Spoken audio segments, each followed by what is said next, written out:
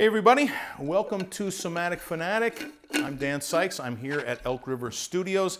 Today's episode brought to you by Painworks. We're going to talk about pain, and recovering from pain. We're going to start off where I show you some tips and tricks for some self-massage tools to get aches and pains out of your neck and shoulder area specifically. Then I'm going to react to a video by Trung No, all about trauma recovery. This is something you don't want to miss. And then our guest instructor has an interview and a free lesson for you to take. The great master Systema Instructor, Emmanuel Manolakakis from Toronto. I have trained with him myself. Good friend of mine. Can't wait for you to hear what he has to say. So let's get on with it. Welcome to Somatic Fanatic.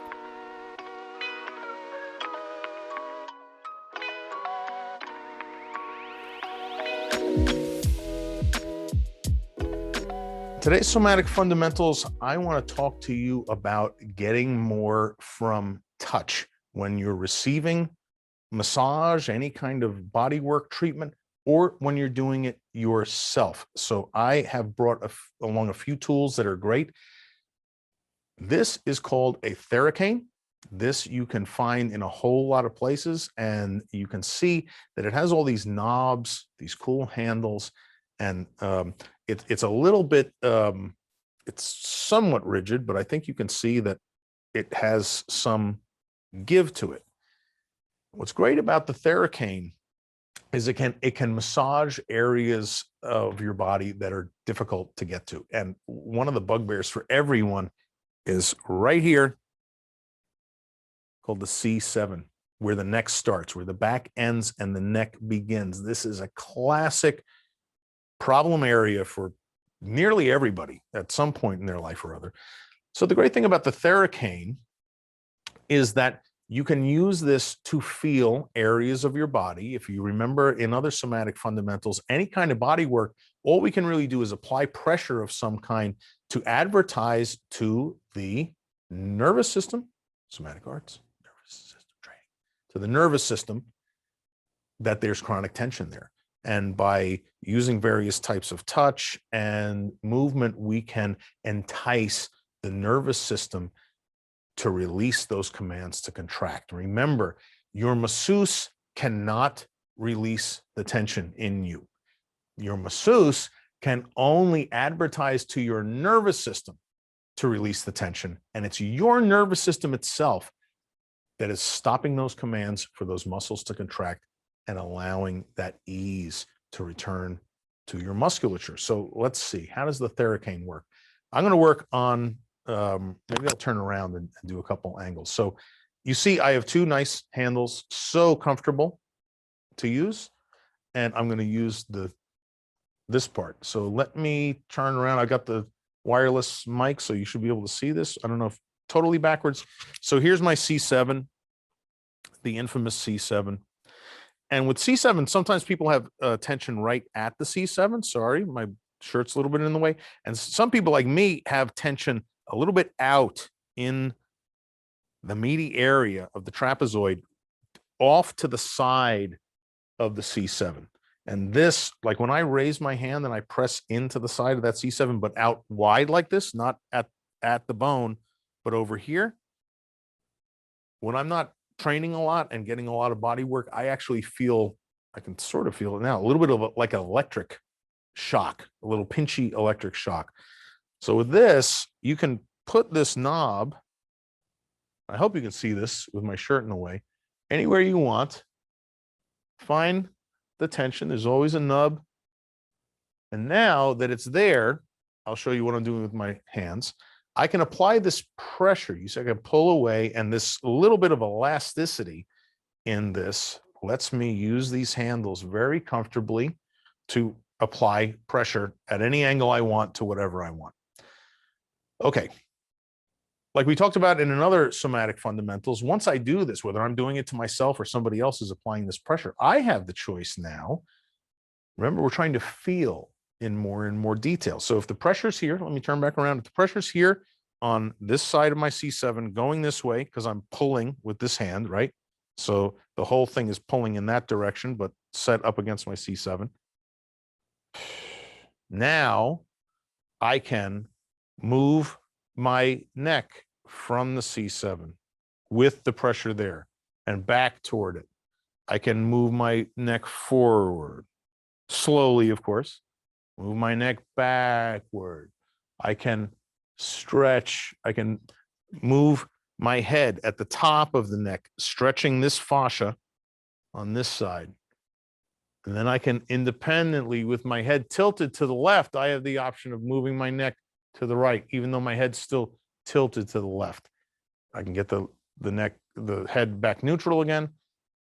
We can do rolls. We can do all kinds of stuff. I'll face you. I'm still putting the pressure right there. I can change the angle.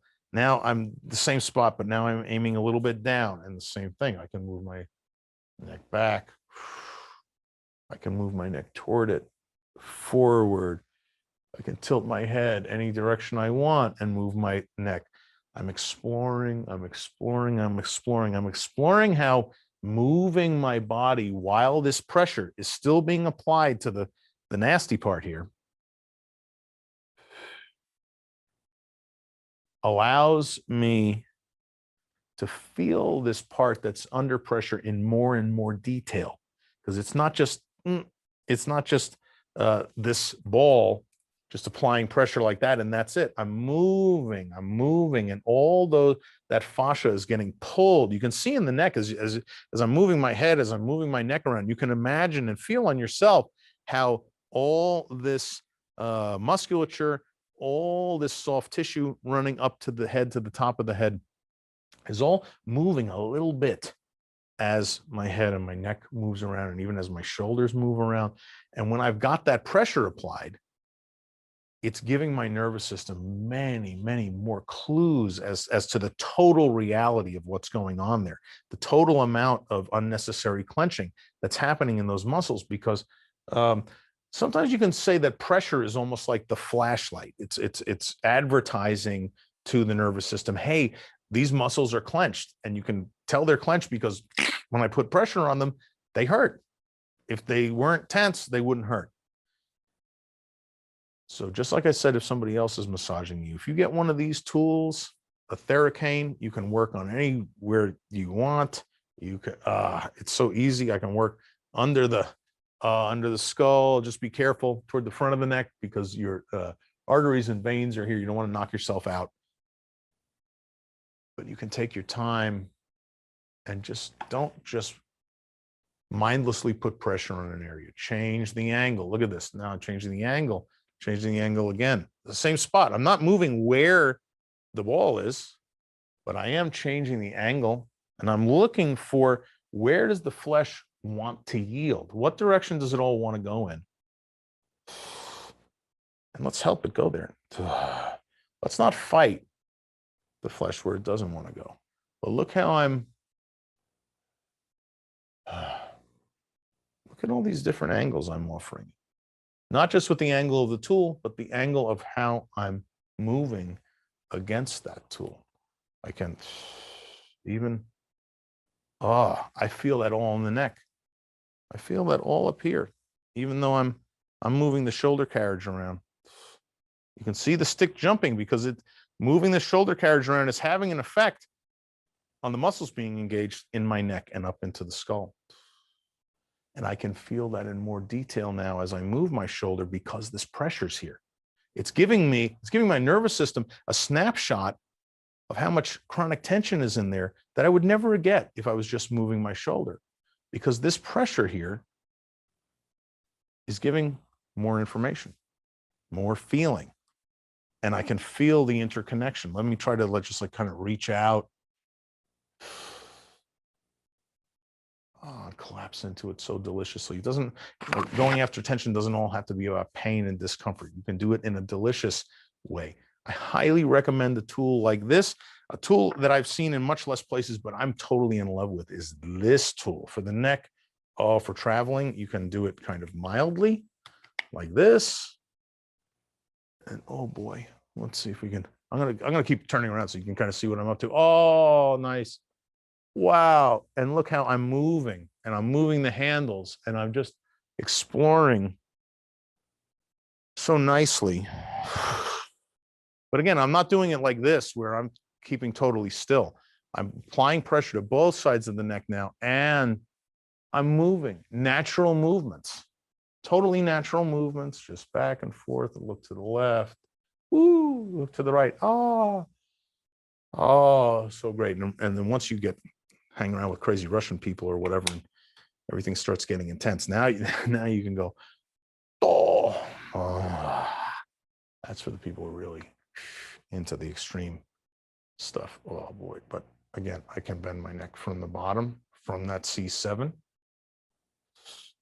I can twist my head from the very top and try not to move the neck at all. It's still moving all this fascia under the point. I can move the angles of this. I'm lifting my head out from my spine. Wow, what a sensation there. Yada, yada, yada. You get some kind of exotic thing like this, you get an everyday thing like a Theracane, and you use that and play.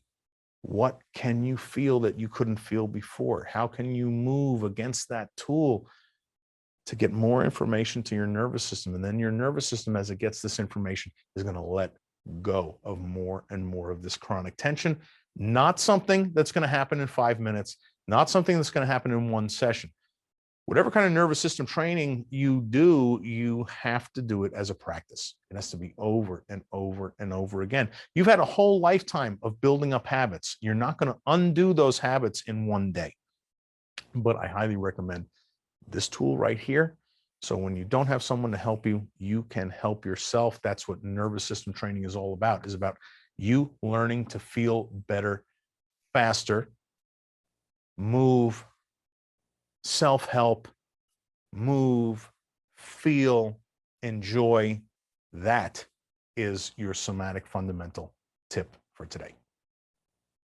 I suffered from tons of pain. I'd reconstructed knee surgery. I had shoulders that were damaged. Systema helped me get rid of, I would say, 80% of it. And I'm not kidding.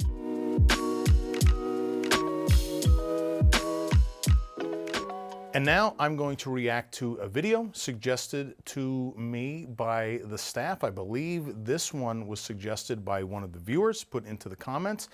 This is about pain. As you know, this episode brought to you by Painworks.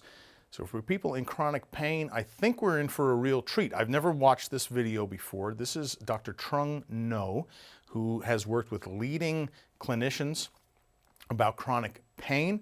He is a real what we say, career-long researcher and clinician about chronic pain. This is him, I believe, at TEDx. Yeah, this is called What Chronic Pain Has Taught Me About Resilience. Resilience, one of my favorite subjects, a subject that is all too often not emphasized in some of the gentle arts. Resilience, a principle a little more adhered to in the martial arts end of nervous system training.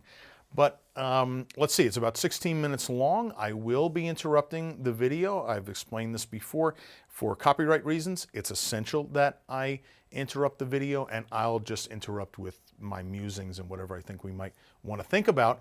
But without further ado, let's see what Dr. No has to share with us about his chronic pain.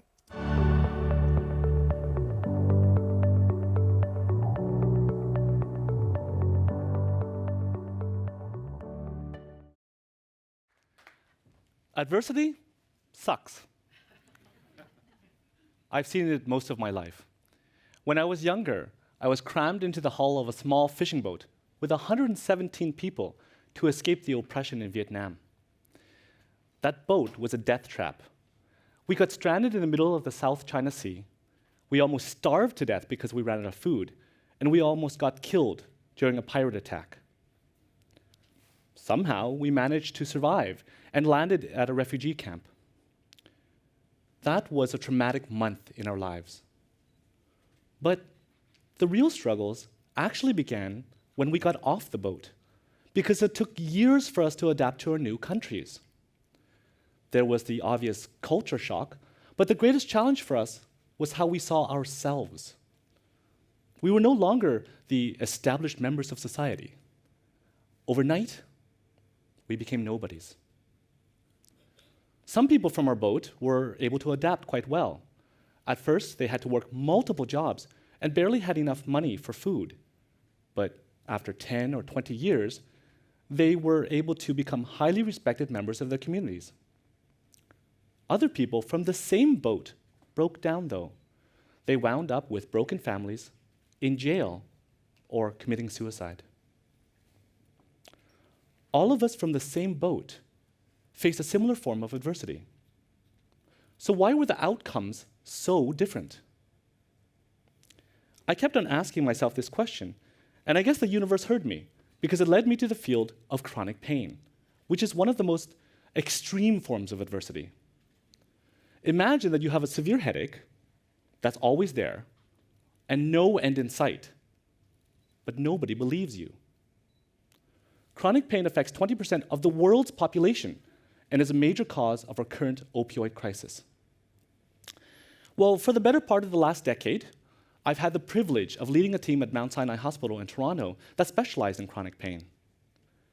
We understood that it's a complex condition that can affect a person physically, psychologically, and socially. So we had a unique approach in which one patient could see a physician, psychologist, chiropractor, occupational therapist, pharmacist, or other healthcare provider in the same room at the same time. And our patients could see us for a few hours a day, 5 days a week, for several months. We got to know our patients really well, from multiple perspectives. So we were able to treat the entire person. Over the years, we saw some people whose lives were completely destroyed by pain. But we've also seen some people who were resilient and able to return to a productive and meaningful life despite their pain. I'm going to pause, not because I have anything to contribute, but just to make sure the video doesn't get pulled down. This is our little legal prophylactic. I'm going to back up just a couple seconds. Let's let Dr. No continue with this really intriguing story. I'm intrigued. Anyone else? Anyone identify? Anyone watching? Are you watching? Are you part of this 20% in chronic pain? Let's see what Dr. No has to share with us. Go back. To a productive and meaningful life despite their pain. As we kept on seeing these results time and time again, we began to notice some key differences between the two groups. And what we learned revealed something astonishing. Our findings showed us that regardless of the adversity you face, suffering is actually a choice. I'm not saying that you can choose whether or not you want to have pain and adversity. I'm saying that you can choose how that adversity affects your life. So, what did we learn from our patients?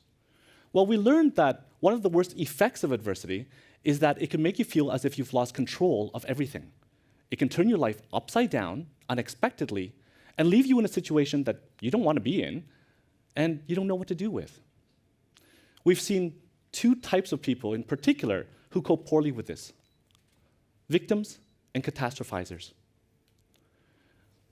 Victims are people who are in their situation because of somebody else's fault.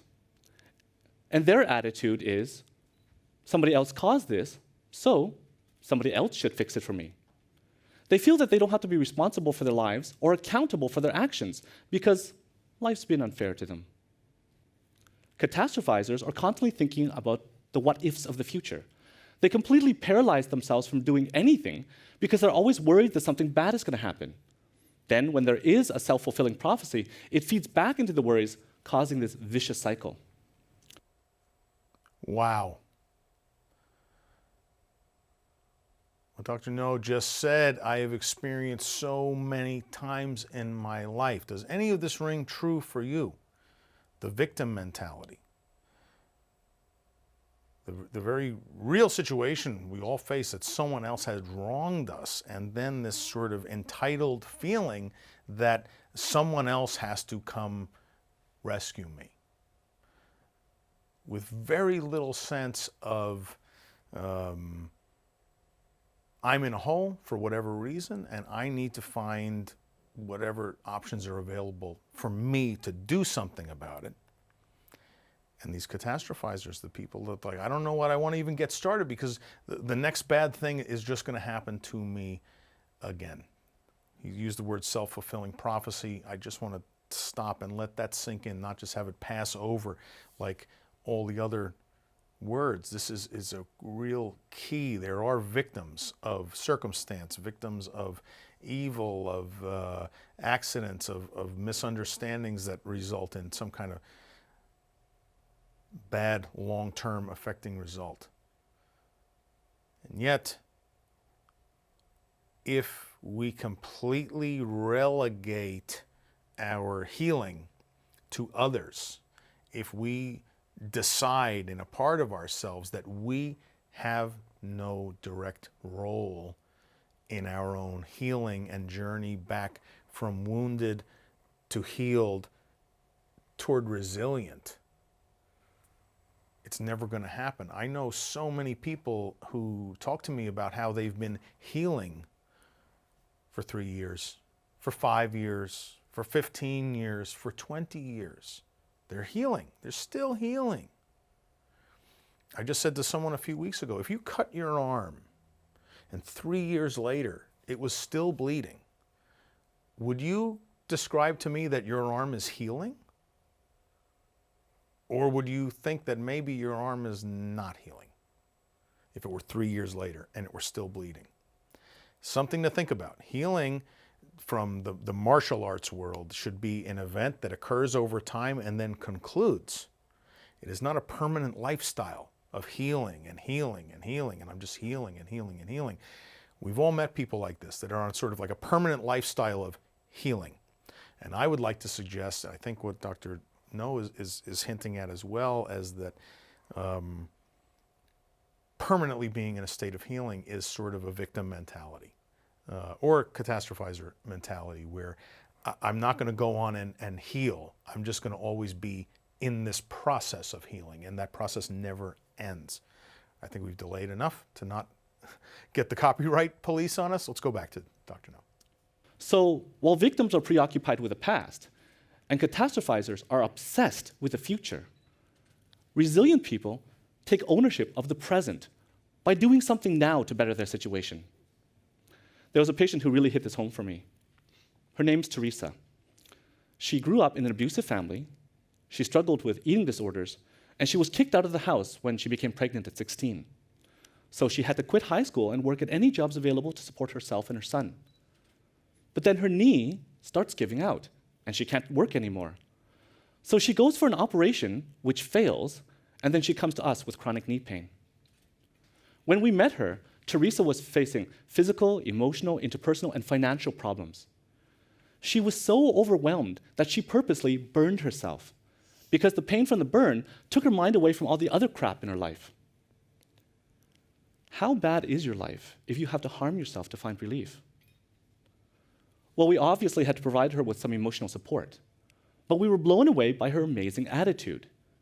She worked extremely hard to get her knee stronger, and once she was able to stand and walk easier, she began to focus on finding a good job. At first, she was rejected from a lot of positions, but she never felt entitled, like she deserved a good job because of all the negative things she's been through. She simply asked us to help her with her resume and interview skills and kept on plugging away until she got a job that she wanted. Then, once her finances were more settled, she began to deal with her relationship problems. 10 years later, I meet her again, and I find out that she's happily married with 2 kids and living a very productive life. Teresa taught me that no matter how out of control your life might seem, you will always have control over your actions right now. So do one thing, and take responsibility of the outcomes so that you can steer your life in a positive direction. Now. Wow. Let's just pause for a quick second. Let's let that sink in. All of us are getting to moments where life seems completely out of control. Maybe that's the time for all of us to focus on just doing one thing. One thing. Get our mind off the storm, but in a way that it at least is somehow constructive, is somehow toward hope instead of toward numbing, toward a sense of control, even if it's over one little tiny thing.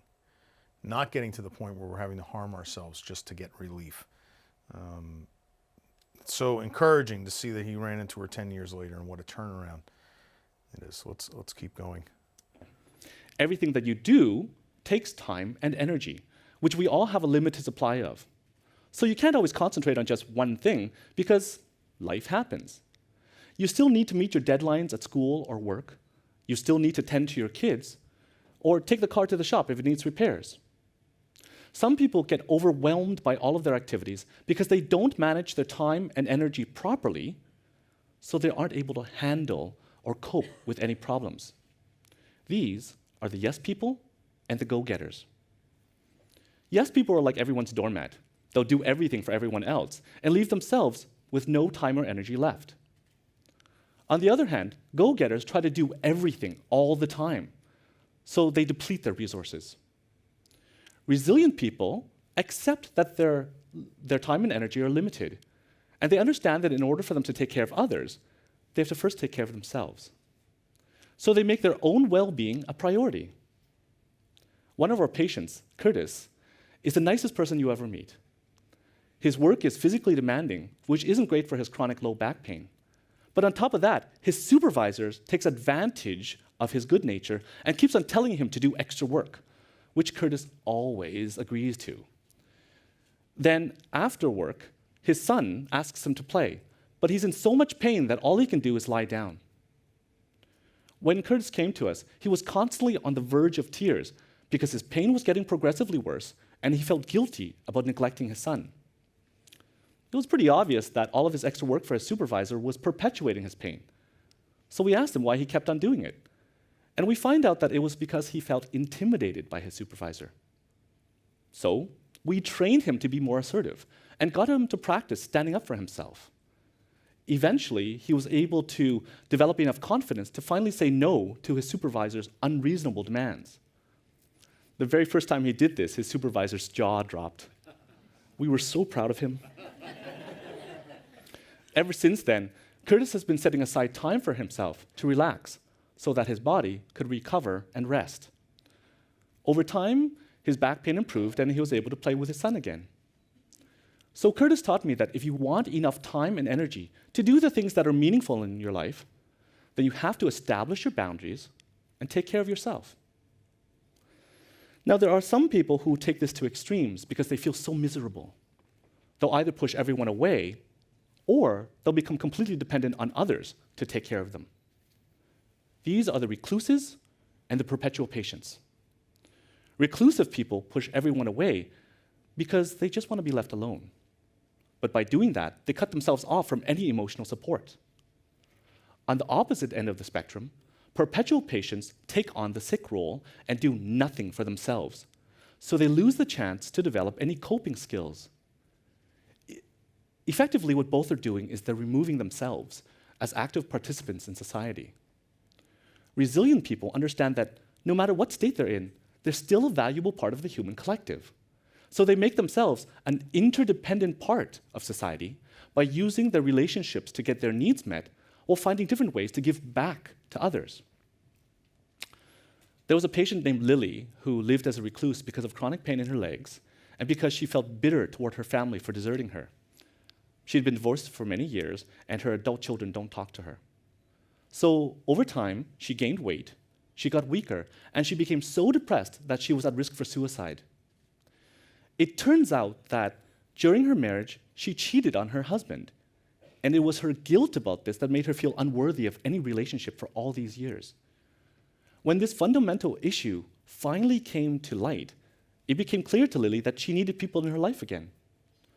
So she reached out to a support group for divorcees and began to volunteer with school kids. She teaches them how to knit so that it doesn't aggravate her leg pain.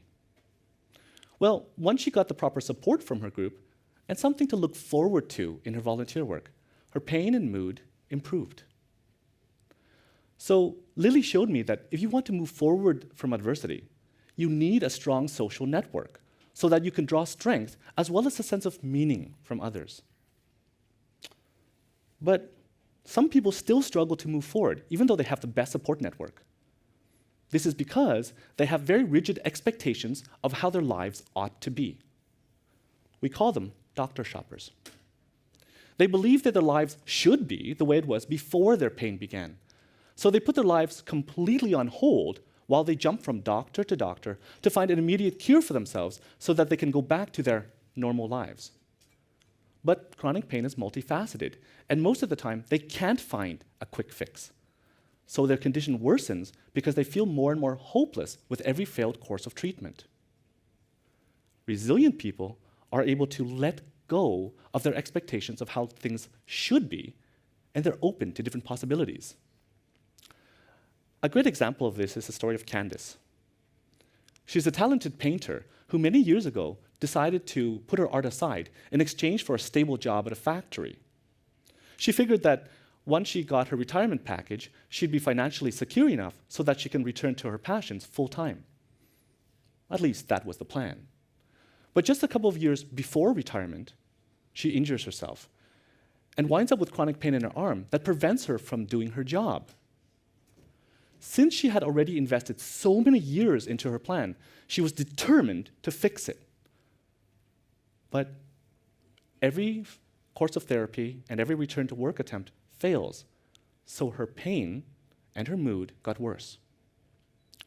An important piece of information you should know is that Candace also has a keen interest in wigs, because her wig helped to boost her confidence when she experienced hair loss due to a thyroid issue.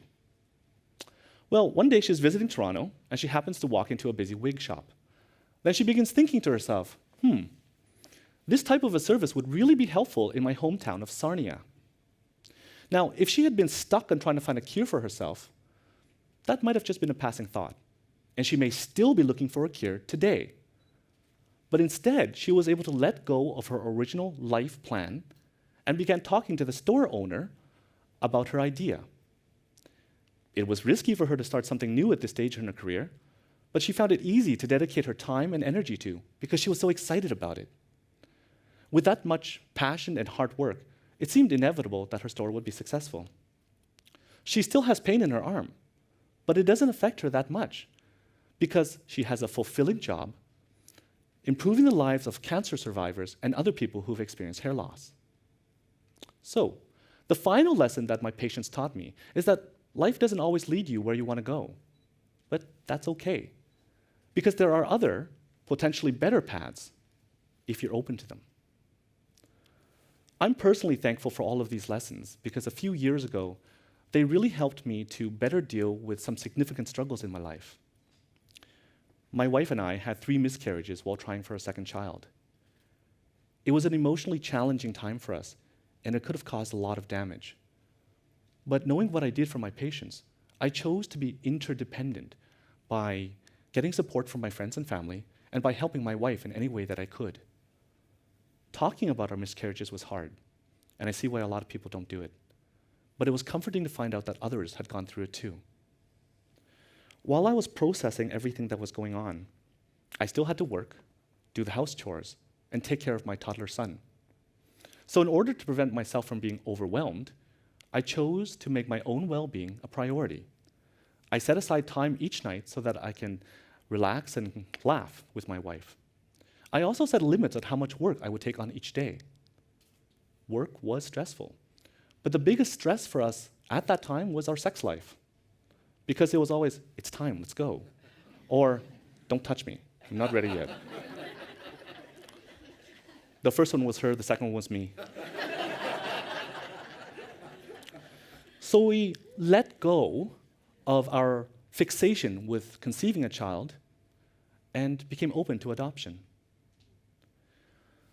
We already did have an amazing son, and our miscarriages made us even more grateful for him. So I held him tighter and played with him more often. I had to take ownership of the present because I didn't want to regret losing time with him while I was trying for another kid. Well, after about a year, we were able to hold on to a pregnancy, and now I have 2 amazing boys.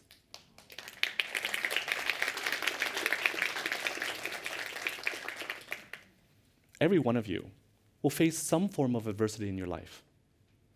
In those pivotal moments, if you're feeling overwhelmed and maybe even hopeless, remember that you do have a choice.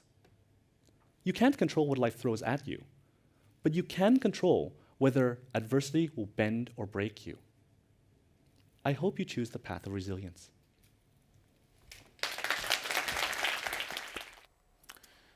Wow. So much to digest. I think a lot of it is self-evident. Dr.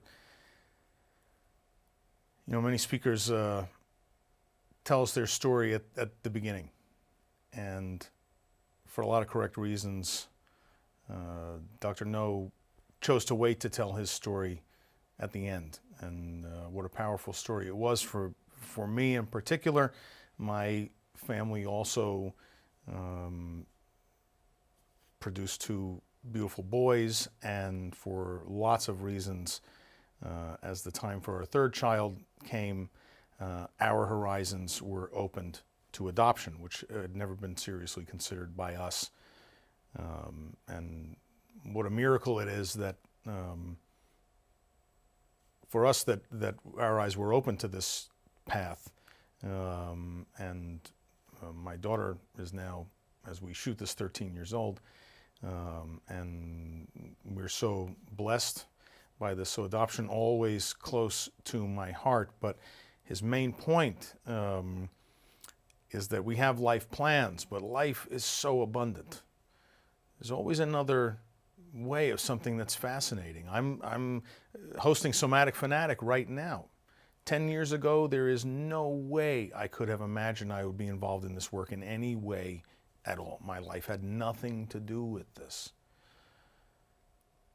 And because of more emotional pain than physical pain, and a lot of reasons, I was drawn into training the nervous system for my own self-preservation, for my own escape from this long-term emotional pain.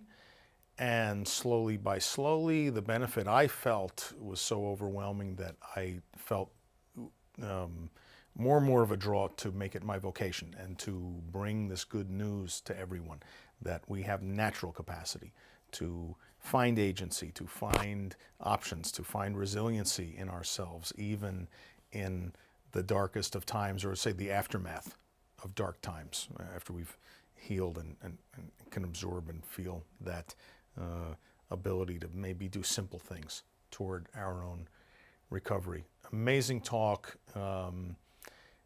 Thanks for suggesting it. I'm going to get better at knowing exactly who suggests which video. I know that this was suggested to us in the comments, but this is only, I think, the second or third reaction video I'm doing, so we're going to organize ourselves a little better so I can tell you at least some of the people who are suggesting that I react to videos, so people like you can watch this material, I can learn from it, you can learn from it, we can learn from it together. So please, if you have ideas of some videos, say 5 to 15 minutes, that you've seen on YouTube that have anything at all to do with training the nervous system, special disciplines we might have never heard of, amazing people who have great hero stories from troubles they faced, to how they use nervous system training to get a sense of themselves back, to get agency back, to get resilience back in their lives. Please write in the comments and send us emails, whatever you want to do. But let us know interesting things I might watch and react to. And thanks very much for joining me. Let's move on with the podcast.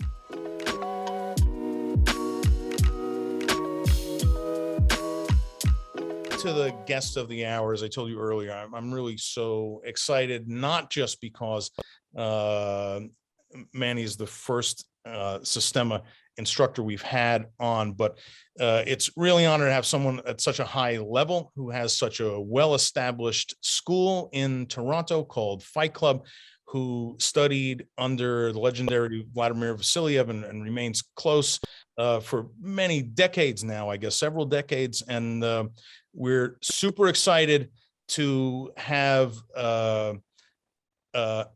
Emmanuel Manolakakis discuss with us this new push to bring a very serious combat martial art into the world of wellness, Yeah. and to bring the special things that Systema training has to people who aren't interested in learning how to fight, but are interested in learning how to feel better and move better. And we're at the very beginning of an effort I'm so excited about, one of the central drives in me to have this podcast. And I'd like to welcome to the podcast, Emmanuel Manolakakis. How are you, sir? Hey, how are you? Good to see you, man. Wonderful to be here. So tell people who are not familiar with Systema a brief history and what makes the general approach to training and combat, and especially as it relates to the nervous system. As we now know, for everybody that doesn't know, Systema is nearly 1,000 years old, so its nomenclature in its training culture doesn't specifically say the words nervous system training, but within our modern understanding of what's happening, this is what's happening, and it has its unique approach. So what is Systema and what makes it so special? Yeah, well, the Systema is going to mean a lot to different people. It means my life's work for me for a long time, right? So I'll try sum it up as best as I can. It is a military art, and that sometimes, people feel different ways about those things because many of us are not military folk, let's say, right? But in many cases, we live lives that are maybe more stressful, to be quite honest with you, the way I see people right now, or they have quite stressful lives. And the way Systema was taught to me was, it definitely is that art that can help you survive in combat. And it definitely is the art that will help you survive to come home. So it takes care of you on both fronts, right? It takes care of you on the physical level, and then also on the mental level, and spiritual and psychological, the whole bit, to be honest with you. So, and that's been my role, is to show people that wellness is not just for military, it's for everybody, right? And dealing with stress, right? That's a huge thing. Nervous system thing. And if you can gain access to that, you can really get rid of a lot of anxieties and fears and problems that plague the body, like the soma, right? The soul, right? Definitely the body. So Systema has a really unique approach to the physical, the mental, and the psychological. It connects all of those things with wonderful breathing, which was really a big key to a lot of the arts that talk about excellence. They always talk about controlling your breath, which leads to the nervous system and so on, right? Which is what you're talking about. So then it's summing up Systema. What do you think? What do you think Systema has to bring to the wellness community? People are used to either the kind of non-somatic wellness of physical therapy, which leads a lot of them to the somatic arts. And in the somatic arts, so many of them, Systema certainly has gentle training, but many of the arts are really into gentle and intermediate level activity and amount of work, and certainly stressing, comfort, and quietness. And yet, even if you're not learning to fight, what are the advantages for wellness of introducing things like confusion, effort, maybe a little fear, the unknown, suddenness? How does that help people? Like, most people think, like, I can only train my nervous system if I'm very relaxed. But as we know through Systema and other nervous system training based art, sensitivity based arts, that some rough and tumble brings something to the table that only training gently just doesn't bring. 100%. No, that's exactly it, Dan. It's like you go slow so that you understand, but then you speed it up and you add, because that's life. Like I want people to find health and relaxation and wellness in their lives, and lives are busy, they're active, they're engaging, they're sudden. It's not like a progressionary thing in life. That you go from I'm driving peacefully to somebody yelling at me, yelling obscenity. I have to find peace now. And Systema is really good at action peace. It's like in the middle of it all, right? Like, and now this is not unique just to Systema though, because I had felt it in other ways, but Systema gave me this Like I remember, because I'm a rugby player, but I was back in my day. So I remember those moments. I'm going into a big tackle and I'm like, there's three guys ready to take me down. And somehow, boom, boom, boom, I'm still on my feet. I'm like, wow, I was actually not as bad as I thought it would be. And in the moment of that, this accumulation of fear, worries, anxiety, and it happens so fast, there's no time to even think too much. There it is, a solution presented itself. And then when I started Systema, it started to make me, because I saw something, but I didn't have the words or the knowledge to express it yet. Then Systema started showing me you can actually do this in action. You can actually remain calm and peaceful and still do something quite strenuous and quite engaging. So it became, I kind of coined it way back as an action yoga, right? Like had to find, try your yoga like this. And I don't mean no qualms against yoga, right? But you know what I'm saying?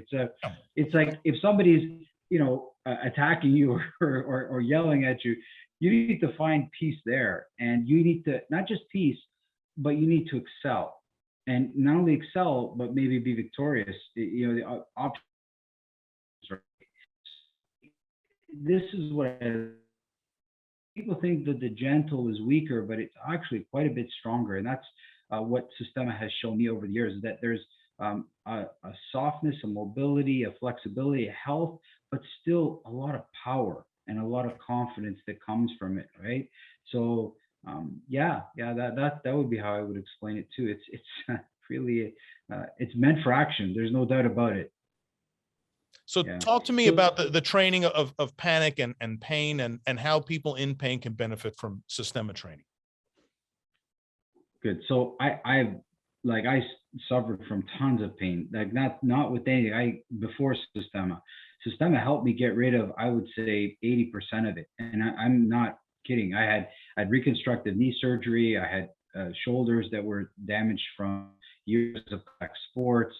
I had lots of injuries. So I know pain firsthand. And there is, the first thing that people distinguish is there's good pain and then there's bad pain. And you need to make sure you understand it. And the main reason, especially on the rehab side, so after my injury, work is done, I still have to rehab the whole damage. It's been technically put back together, but there's scar tissue, there's incisions, there's all that you got to work through. The knee didn't bend, you had to force it to bend, you had to gain the strength back, the flexibility. Like that's painful, but you got to go through that pain. And then in between that, it's sharp, but you have to know the difference. So I try to talk to students about knowing the difference between the good and bad pain, and that there's no other way other than just feeling your way through that. That's all. It's really simple. And then, like you said, there's this pain that comes from a memory, okay? And this is the dilemma we have. So we have a wonderful memory from that we developed as kids, just to remember things. And then we also have a wonderful imagination. Those are the two things that evolved as kids, that we have this great memory in school, where times tables, memorize this memory. Maybe not as much now, but there's a lot of memory. At least for me, I mean, we didn't have a lot of the computer games, so your imagination was very vivid, right? And I imagine so it's true for kids these days. But that gives a whole other life to pain. It allows us to imagine what it will happen in the future. It allows us not to forget the original injury, like that trauma, so it sits inside you. So a lot of the work I do is actually inflicting pain, meaning controlled pain. I'm not, it depends. Maybe sometimes I do it on purpose. And then allowing a student to not direct associations with anything with this pain, and try to just take the sensation of the pain. Like the body is just telling you something. How you file it is completely different, and understanding that you can feel pain without filing it anywhere. Just totally enjoy the sensation of it, of the pain. And look at cold water dousing. Look at how do you file that? I don't dunk myself into ice cold water and just say I'm dying. I'm saying I'm taking the health benefits out of that pain. That's it. And then don't hold on to it for anything longer. it hurts, it sucks, it's over. Don't keep holding on to it. And you have to train yourself to let go of this stuff, right? And then when you let go of it, injuries start to heal themselves a lot better because you're not holding on to the memory of that pain. The pain is going through you and it's gone. We're not holding on to it. So Systema does a lot of hands-on pain. So you'll see exercises where somebody's trying to break your finger and they're not, but they're bringing it close. Mm-hmm. And then you're dealing with the pain and trying to not overreact, because that is a lot of cases. I think, you know, we can all safely assume majority of times we've ever freaked out, we overreacted, you know. So teaching ourselves to react currently, like for the exact amount that's necessary, you know. And how many times I've done this, Susan, crank their finger and watch them react like I broke it. I look at them with a question look. I said, really? It seems a little excessive for what I've done. And they're like, I know, but I'm preparing. They're already preparing for the more pain. I said, can you just give me what you're at right now? Like, that's all I need. But that's real, because that's where life is. And that's what I love to bring students when it comes to pain. Let's talk as you're going through it. And then, wow, that gives it a whole other life. And the power that comes to students from realizing that it's how they filed the pain, and it's the imagination and the memory and everything that they've given a life that does not belong to this thing. That's all. So talk about this unique approach to martial arts, about how there are no real combination moves and things. We're talking about wellness, of course, but I think this is going to help people understand why Systema in particular is really great for wellness, because it's not just left, right, left, uppercut. It's operating from a whole different vantage point of nervous system. What would you say? Advanced performance of the nervous system and sensitivity based. So talk about that a little bit. Yeah. So when you talk about nervous system, I'll begin by saying that at the intermediate level, this is going to sound weird. Like, to somebody that's an intermediate level athlete, this doesn't seem right. Because when you're a new athlete, you work hard, gets you to an intermediate level.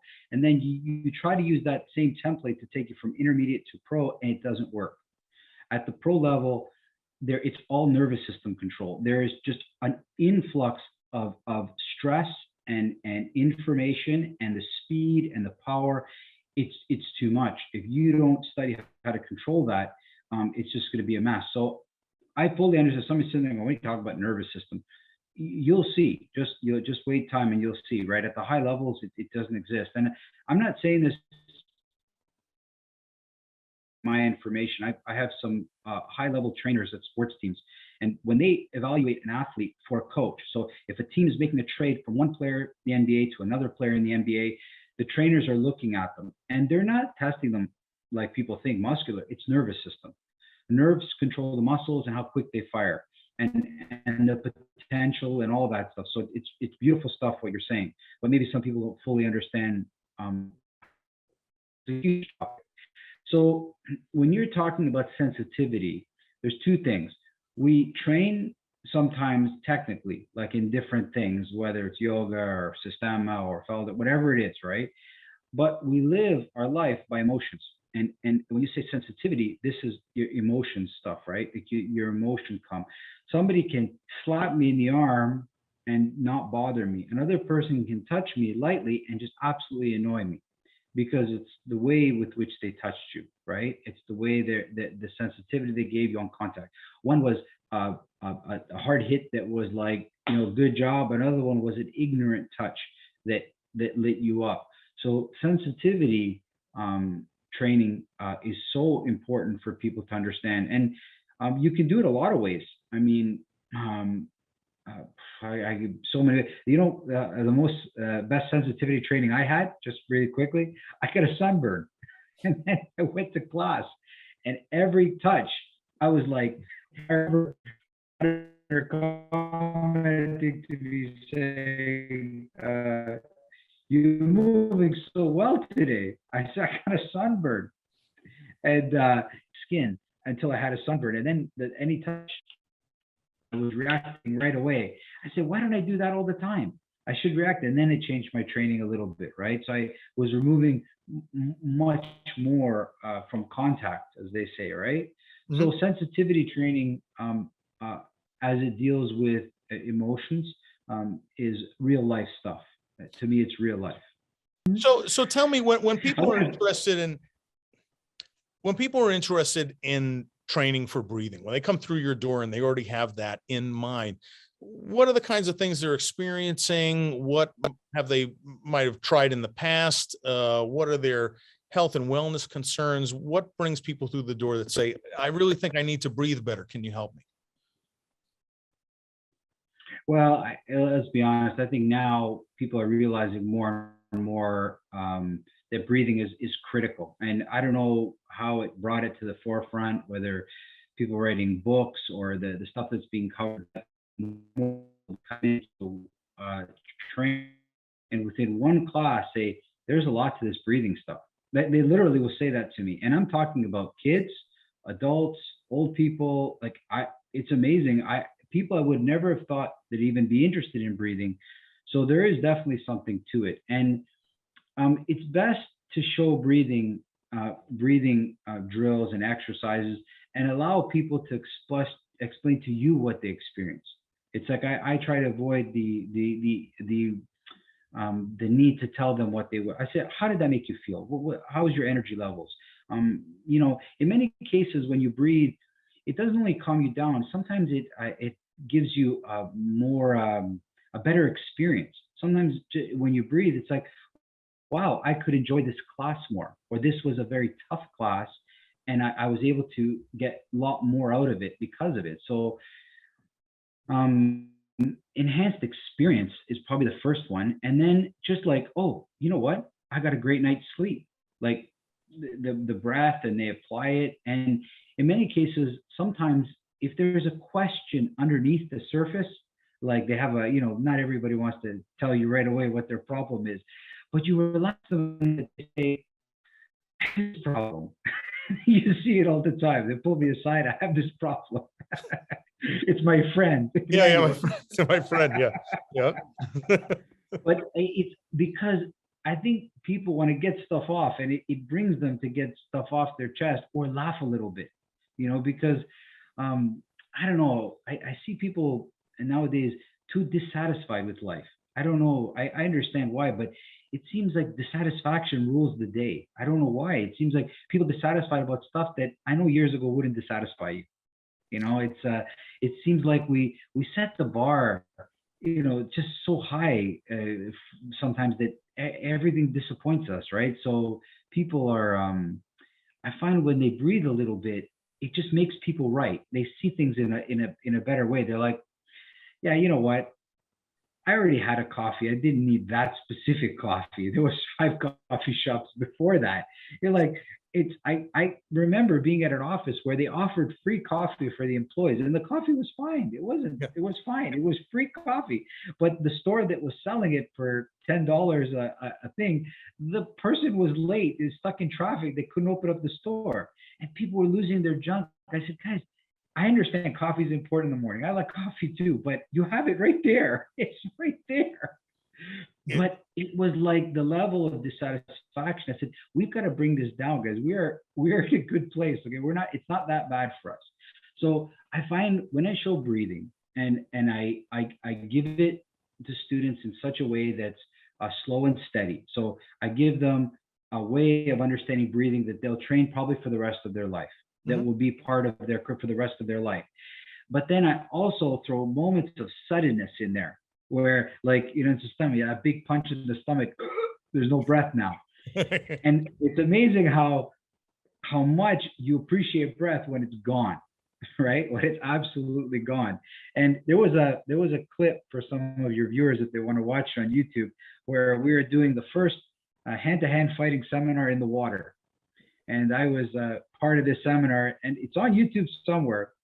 And my instructor grabbed me in front of everybody to begin the whole training and said to me the worst words ever. He says, whispered in my ear, don't worry. And I was the worst thing. Somebody tells me not to worry, right? I had no idea what was going to come. Big punch in my stomach. All the air came out. And then and it doesn't end there, guys. He threw me under the water and just started pummeling shots on my back, and I'm hitting the gravel on the ground, and I'm completely disoriented. Okay, I drown, and there's another instructor looking at me saying, "Just pretend you're dead." And then back I go under the water. With the only piece of advice, I just relaxed myself, and all of a sudden, in a moment's notice, I came up, I was fine. In a moment's notice, in one sudden moment, I understood why we practice breathing. So I'm going to show students how to build a slow progression of understanding for the rest of their life, and understand those sudden moments, what they mean to you. This really is the magic of Systema, everybody. You're about to get a little taste of it, and we're so lucky that this is so generous of Manny to be providing us with this little glimpse of this amazing discipline. I'm not sure what, like Feldenkrais, there are endless Systema lessons. You know, Moshe, Dr. Feldenkrais and Mikhail Ryabko, so very similar in their genius, so very similar in what they were focused on for an entire career. Just one was a scientist, one was a soldier, but to hear them, to hear Michael talk and read Moshe Feldenkrais books, it's the same sentences. It literally, I say to people so often, I think if those who had ever had the good fortune to meet, they would have either instantly been repelled or instantly drawn like magnets, because they're the conclusions of reality, the depth they have been able to capture through feeling and then articulate to others through logic and these exercises, just enough words to make the exercises do these things, and this endless creativity both of these men had, this thing that is improvisation in a way, and yet always with a method to the madness. You know, it is not random. It may seem, and certainly when you're up against a Systema instructor in a sparring scenario, it's very mysterious. This is the one thing that is the signature of Systema training, and I really I encourage everyone who might not be a martial artist, if you're around, if you have an opportunity to do some Systema training in a gym with other people, I really recommend it. Even if you're not interested in learning to fight, this approach, just like all somatic arts, it lets everybody train at the level they're at right this minute. And it's a very welcoming community. Like I say, it's a very informal and practical community. One thing I've heard from people is that there's no requirement to learn to count to 10 in a foreign language. There's no, it feels very practical. And what would you say? Even though in the moment of sparring and things, there's a sense of competition, of course, because it's a martial art. And yet this feeling of brotherhood of people trying to help each other, it really permeates the atmosphere. I think you're going to get a little taste of that right now. Thanks again, Manny. And everybody get ready for an extraordinary treat, training with Manny. And so it's time for you to go get ready to train with Emmanuel Manolakakis. Seriously, just do it right now. You're going to forget if you walk away. Just click on the link in the description below or on the very first comment, either location. You're going to find the link. Get training with Manny. I will see you next time. I don't want to get in your way. Train, train, train. And I'll see you next time right here on Somatic Fanatic.